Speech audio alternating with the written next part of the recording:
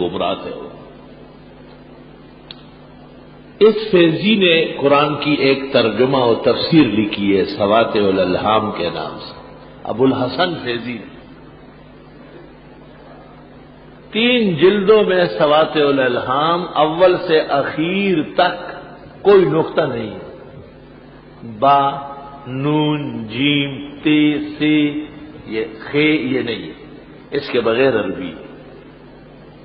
آپ اپنی زبان پشتو یا اردو میں بغیر نقطوں کے بات کر لیں، ذرا سارا دن بھوکے رہیں گے، کیونکہ پانی نہیں کہنا ہے، اس میں نقطے آ رہا ہے، روٹی نہیں کہہ سکتے ہیں، اس میں ٹے آ رہا ہے، اپنی بولی میں آپ نہیں بول سکتے۔ اور اس نے پرائی بولی کے اندر قرآن کی تفسیر لکھی اور علمی تفسیر لکھی، لیکن اس نے دیکھا کہ اکبر بادشاہ کے دربار پر علماء کا سخت غلبہ تھا۔ اکبر بادشاہ بہت تقوادار اور پرہیزگار تھا،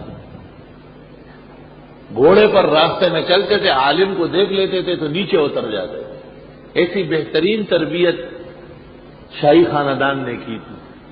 اور 24 گھنٹے میں ایک دفعہ دربار ہند میں لکھا ہوا ہے مسجد میں آ کر خود جھاڑو لگائے، ایک دفعہ تھوڑی دیر کی۔ لیکن ایران اینڈ کمپنی کو یہ برداشت نہیں ہوا، اور انہوں نے ابو الحسن فیضی کو کہا کہ ابو الحسن فیضی نے ان کو آ کے کہا کہ یہ وہ علماء نہیں ہیں، یہ تو بیکار لوگ ہیں، اور یہ تو دین کے دشمن ہیں، اور انہوں نے اسلام کو برباد کر لیا، اور وہ جن کو ورثۃ الانبیاء کہا ہے قرآن و سنت ہے، وہ اور شان کے لوگ تھے، وہ ان میں ایک بھی نہیں۔ پھر ایسا وقت آیا کہ اکبر بادشاہ علماء کو کشتی میں بٹھاتے تھے اور دریا میں چھوڑاتے تھے، بے انتہا علماء کو مار ڈالا۔ اس وقت اکبر بادشاہ کو یہ فتویٰ بھی دیا گیا کہ رعایا کی اصلاح کے لیے ضروری ہے کہ جو شخص دربار میں آئے وہ آپ کا سجدہ کرے۔ سجدہ کیسے کرے گا؟ تو آنے کا راستہ بنایا گیا کہ اس سے جب آدمی نیچے اترتا تھا تو بادشاہ سامنے تخت پہ بیٹھا ہوتا تھا، پہلے اس کا سر اس کے پیروں میں آ جاتا، اور وہ سلطنت اسلامی جس کے لیے بابر رشدان اور مرغینان سے چلا تھا، اور وہ اسلامی سلطنت جس کے لیے ہمایوں نے سندھ میں مارے کھائی تھی، وہ سب کا سب شرک اور کفر کی نظر ہو گیا۔ اور اکبر بادشاہ کو کہا گیا کہ بادشاہ سلامت کا مقام اور مرتبہ ابو حنیفہ اور شافعی سے کم نہیں ہے، آپ جو کہے وہ دین ہوگا، اولو الامر ہے، آپ کی اطاعت فرض ہے۔ بادشاہ نے کہا اتحاد الادیان کرتے ہیں، ہندو، سکھ جتنے تھے، ڈوگرے، بوسڑے، مسلمان سب آپس میں ایک ہیں۔ مسلمانوں کو کہا اپنی بیٹیاں ہندوؤں کو دے، اور مسلمان لڑکوں سے کہا ہندو چھوکریوں سے شادیاں کرو، اور پابندی لگا دی کہ خبردار کسی نے گائے کاٹی، کیونکہ ہندو مت میں گائے کاٹنا بہت بڑا گناہ ہے۔ اور 9 آدمی دربار میں ایسے بٹھائے جس کو بقول عبید اللہ سندھی کے نیشنل کونسل کے طور پر ظاہر کیا، اس کا نام تھا نورتن، اور بادشاہ کے نظریے کو کہتے تھے دین الہی۔ اور ابو الحسن فیضی کمبخت نے اکبر بادشاہ کو کہا بادشاہ سلامت، آپ سو رہے تھے، آپ کے اوپر الہام آ رہا تھا لیکن آپ سو رہے تھے، کیا الہام تھا؟ کہ یا ایھا البشر لا تذبح البقر فإن تذبح البقر فمأواکم السقر۔ عربی میں کتنا ماہر ہے، دیکھو شیطان کو دیکھو، یہ الہام آیا ہے، اور میں نے جلدی جلدی لکھ لیا کہ بادشاہ سلامت کا الہام، پتہ نہیں احتلام ہو رہا تھا کیا ہو رہا تھا۔ یا ایھا البشر لا تذبح البقر فإن تذبح البقر فمأواکم السقر۔ قرآن کی آیت سے شرم نہیں آئی، ان اللہ یامرکم ان تذبحوا بقرہ، بادشاہ نے حکم دے دیا گائے نہیں کاٹو۔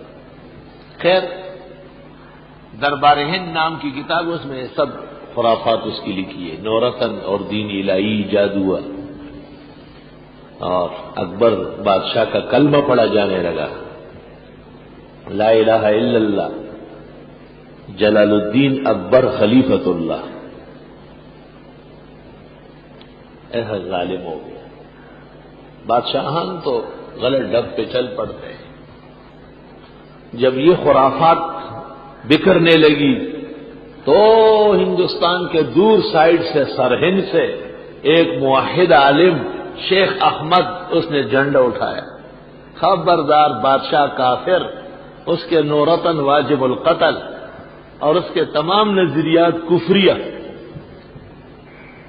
شیخ احمد سرہندی نے سرہند سے علم اٹھایا اور چل پڑا۔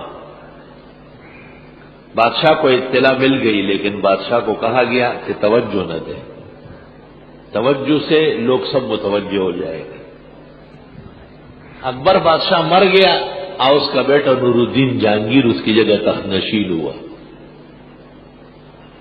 اور جہانگیر بادشاہ کو کہا گیا کہ شیخ احمد سرہندی یہ آپ کے والد کے سخت مخالف ہیں، دشمن ہیں، اس کا علاج ضروری ہے، اور اب وہ دربار تک قریب ہو رہا ہے، اس کی تقریر اور تبلیغ دربار تک آ رہی ہے۔ جہانگیر بادشاہ نے کہا کیا کروں؟ دربار میں بلا لے، ان سے عہد و پیمان لیتے، خلاف نہ کریں، تو بلاؤ۔ شیخ احمد سرہندی کو کہا گیا کہ آ جائیے۔ حضرت تشریف لائے۔ جب تشریف لائے اور دیکھا کہ داخل ہونے کا جو گیٹ ہے، سامنے بادشاہ کا تخت لگا ہوا ہے، ماں بدولت بیٹھا ہوا ہے، تو حضرت نے کہا صبر کرو۔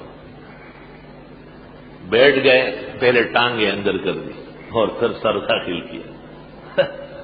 اتقوا فراست المومن فإنه ينظر بنور اللہ۔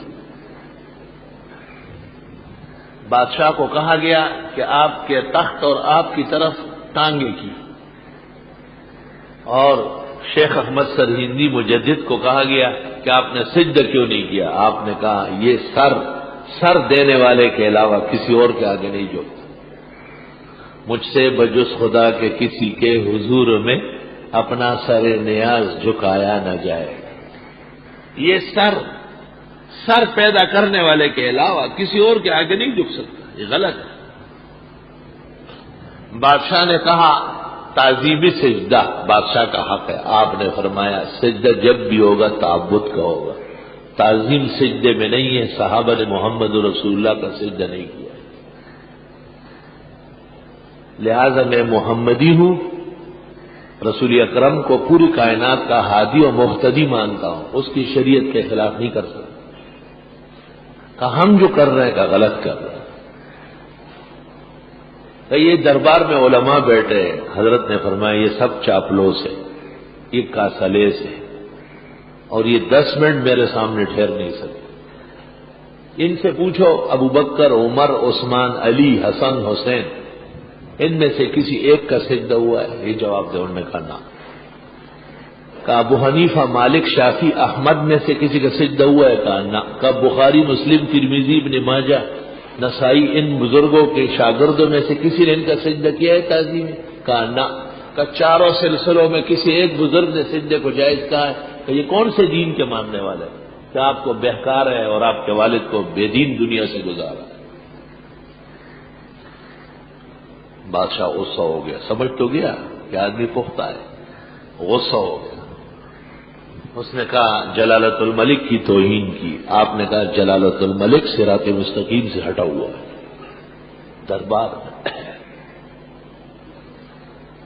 دربار میں توحید کا ایک سالار اللہ کی وحدت اور الوہیت کی غیرت پر بھرے دربار میں تنہا گفتگو کر رہا۔ بادشاہ نے کہا مارو اس کی گردن۔ جلاد سے کہا اٹھو، گردن مارو۔ وزیر اعظم تھا پورے ملک کا، نظام الملک، وہ ہاتھ باندھ کے کھڑا ہو گیا۔ بادشاہ کو کہا صبر صبر، ہم ملک کے خیر خواہ ہیں، ہم آپ کے خیر خواہ ہیں۔ اس مولوی کو اگر قتل کر لیا، ہندوستان ہاتھ سے گیا شام تک، یہ غزو یہ میدان۔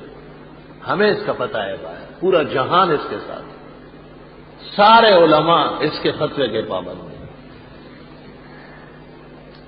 بادشاہ نے کہا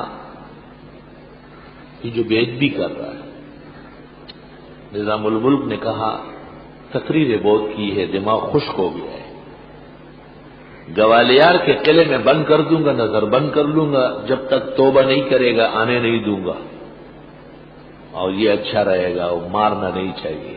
بادشاہ نے کہا ٹھیک ہے، جیسے آپ مناسب سمجھتے ہیں۔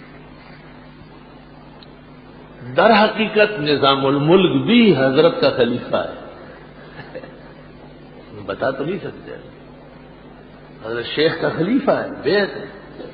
نر پیر کے مرید نر ہوتے ہیں، دل تک پیران لاغلی ٹیزن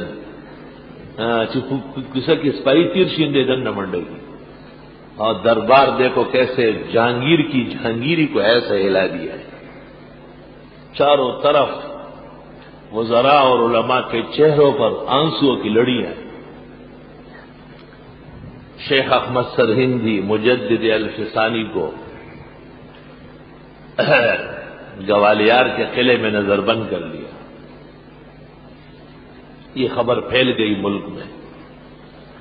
پشاور کابل کا گورنر تھا مابد خان، جس نے جامع مسجد مابد خان پشاور بنائی، اس نے وہاں سے جھنڈا اٹھایا، جہانگیر کی سلطنت ختم، ہم جہانگیر کے گورنر نہیں ہیں، ہم آزاد حکومت کے ماننے والے۔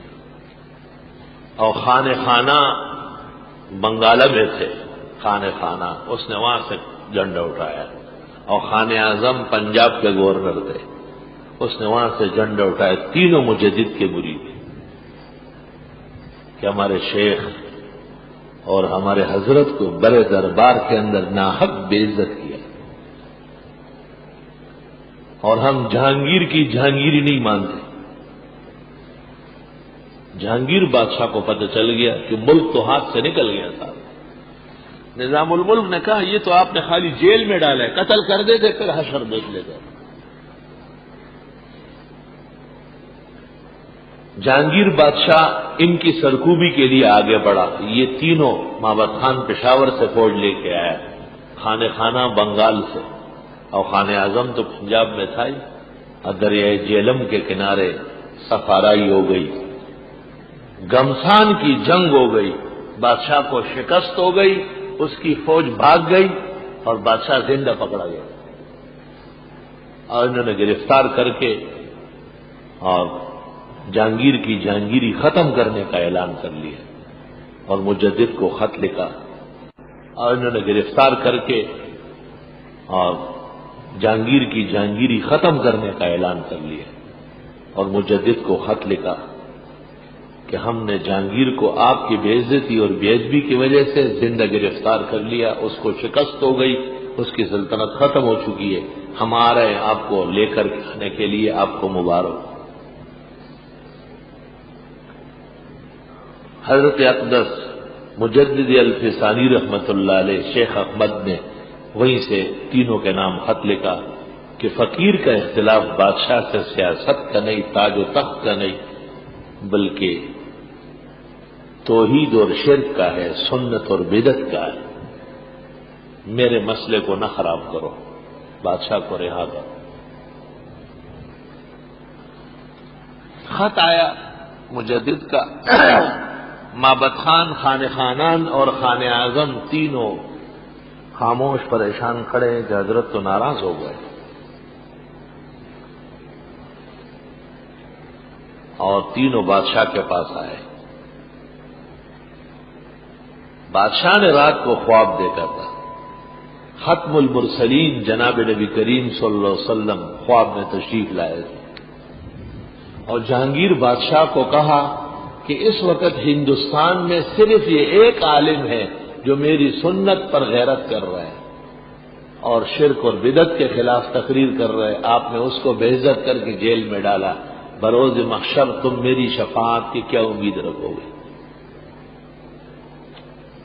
اسی رات کو مورخین لکھتے ہیں بادشاہ نے خواب دیکھا، اور صبح یہ تینوں پیش ہوئے کہ آپ کی حکومت برقرار ہے اور آپ ہی بادشاہ ہیں، اور آئے باعث بادشاہ نے کہا کیوں؟ کہ مجدد کا خطا ہے، استاذ کا خطا ہے، ناراض ہے آپ سے، کیوں گرفتار کی؟ بادشاہ کا تو ویسے سینہ پھٹ رہا تھا غم اور صدمے سے. حضرت خواب میں تشریف لائے، زبردست تنبیہ کر چکے ہیں. کہا ایسا نہیں، مجھے حضرت کی خدمت میں لے جائے، معافی مانگنے کے لیے مجھے حضرت کی خدمت میں گوالیار لے جائے. انہوں نے کہا چلے ہم بھی چلتے ہیں. لشکروں سمیت یہ روانہ ہو گئے، گوالیار پہنچے اور جہانگیر نے حضرت کے پیروں میں سر رکھنا چاہا. آپ نے کہا ہاں یہی تو آپ سے اختلاف ہے کہ یہ سر پیدا کرنے کے علاوہ کسی آگے جھکانا جائز نہیں. یہ دین محمدی ہے، یہ پیغمبر صلی اللہ علیہ وسلم جو سچا دین لے کر کے آئے، 1000 سال بعد ایک عالم بادشاہ کے دربار کو ہلا کے رکھتا ہے، پورا منشور تبدیل کروا دیا. جہانگیر نے نیچے دستخط کر کے مہر لگائی اور حضرت کے آگے رکھی کہ حضرت جو چاہے مجھے معزول کر کے ان 3 میں سے کسی کو بادشاہ بنائے، میں راضی ہوں، مجھ سے راضی ہو جائے، مجھے معاف کر دے. آپ نے خطبہ مسنونہ لکھ کر اعوذ باللہ بسم اللہ الذین ان مکناہم فی الارض اقاموا الصلاۃ وآتوا الزکاۃ وامروا بالمعروف ونہوا عن المنکر وللہ عاقبۃ الامور کی آیت لکھ کر اس کے آگے حدیث نقل کی اور پھر 20 سے 30 تک اصلاحات فرمائی کہ آپ کے والد نے مجوسیوں کو خوش کرنے کے لیے دربار میں آگ جلائی، فوراً بجھاؤ. اور ہماری مسلمان لڑکیاں ہندوؤں کے ہاں گئی ہے، وہ نکاح نہیں ہوا ہے، فوراً واپس کراؤ. ہندو چوکریاں مسلمان لڑکوں کے پاس آپ نے بھیجی ہے، وہ واپس کرو جب تک وہ مسلمان نہیں نکاح نہیں ہوا. اور آپ نے گاؤ کشی پر پابندی لگائی. سرکاری بڑے بڑے چوراہوں پر سرکاری سطح پر گائے ذبح کروائے، صبح و شام دنیا کو دکھائے کہ ہم مسلمان ہیں اور ہمارے مذہب میں گائے ذبح کرنا عبادت ہے. اسلام کو نقصان پہنچانے کے لیے تو ہر زمانے میں کوشش ہوئی ہے. مجدد کی اس تحریک کی تشریح شاہ ولی اللہ اور شاہ عبدالعزیز اور ان کا خاندان دہلی میں کرتے تھے. حکومت تو نہیں تھی، سبق کے ذریعے پوری دنیا میں مجاہدین پیدا کیے، پوری دنیا میں. شاہ اسماعیل سبق تو سمجھ گیا تھا، اس لیے فوج لے کر کے گیا. مرنا اور جینا وہ علیحدہ مسئلہ ہے. ہاں جس شان سے کوئی مقتل میں گیا وہ شان سلامت رہتی ہے، اور جس شان سے کوئی مقتل میں گیا وہ شان سلامت رہتی ہے. اور اس زندگی کا کیا یہ تو آنی جانی ہے، نہیں مرو گے تو ویسے ہی مر جاؤ گے.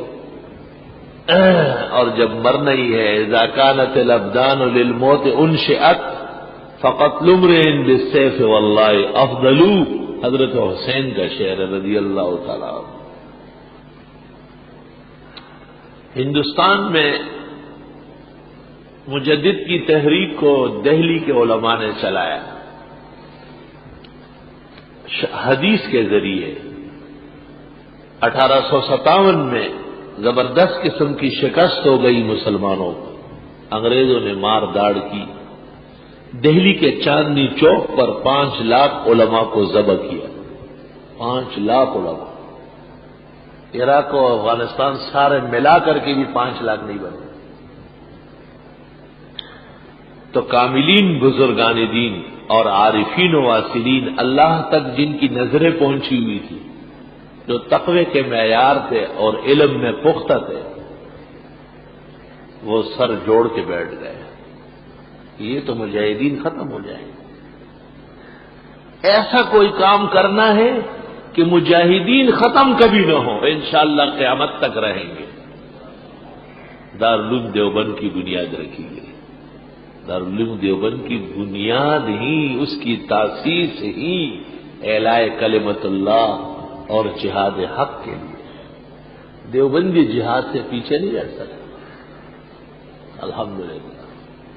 یہ غریب تو بدعتی الوے مانڈے قبریں اتھے دا اتھے دا جنڈے شنڈے دا، ان کا تو یہ کام تھا۔ یہ تو ایسے قیامت کی نشانیوں میں ان کا سیاست میں آنا۔ اور پھر حضرت گنگوئی اور حضرت نانوتوی نے بالسیف اور بالفعل انگریز سے لڑا ہے، ان پر کئی مرتبہ سزائے موت چڑھی، اور ان کے بنائے ہوئے پڑھائے ہوئے شاگرد محمود الحسن شیخ الہند نے اپنے شاگردوں سمیت زبردست تحریک اٹھائی۔ اس کے نتیجے میں انگریز کو جانا پڑا۔ ہندوستان سے انگریز ہمارے بزرگوں نے، علماء دیوبند نے نکالا ہے، اور یوں انہوں نے مغلیہ سلطنت جو انگریزوں نے ختم کی اور دہلی کے اندر علماء کو شہید کیا، ان سب کا ایک متفقہ تحریک اور سیاست کی پختگی کے ساتھ انتقام لے لیا۔ انگریز ڈائری شائع ہوئی ہے، اس کا نام ہے کیا نام ہے؟ دستاویز آزادی ہند دستاویز، یہ انگریز ڈائری ہے۔ اس میں اس طرح لکھا ہے: محمد انور شاہ کشمیری النسل ہے، دارالعلوم دیوبند میں محمود الحسن کا خاص شاگرد ہے۔ محمود الحسن نے تحریکات کے زمانے میں حجاز روانہ ہوتے وقت دارالعلوم دیوبند کی صدارت تدریس ان کے سپرد کی۔ آپ کے علم کی جاہ و جلال مسلمانوں میں مسلمہ ہے۔ انور شاہ صاحب کو لکھا، آگے سنو کیا کہہ رہے ہیں۔ آپ اپنے استاذ کے مشن میں پختہ ہے اور انگریز دشمنی سے کا ایک پیکر ہے، اس کا بس چلے تو ہندوستان میں ایک انگریز کو زندہ نہ چھوڑے۔ انور شاہ صاحب کو لکھ رہے ہیں۔ جب انور شاہ صاحب کو یہ لکھ رہے ہیں تو مولانا حسین احمد اور عبید اللہ کا کیا حال ہوگا، جو سربکف شعلہ بردار مجاہدین۔ انور شاہ صاحب کے بارے میں سخت رپورٹ لکھی، کشمیری النسل ہے، دارالعلوم دیوبند میں محمود الحسن کا خاص الخاص شاگرد ہے۔ محمود الحسن نے ہندوستان سے حجاز روانہ ہوتے وقت دیوبند کی صدارت تدریس ان کے سپرد کی۔ آپ کا علم علماء اور عوام میں ایک جیسے دستاویز مانا جاتا ہے۔ آپ انگریز دشمنی میں سرشار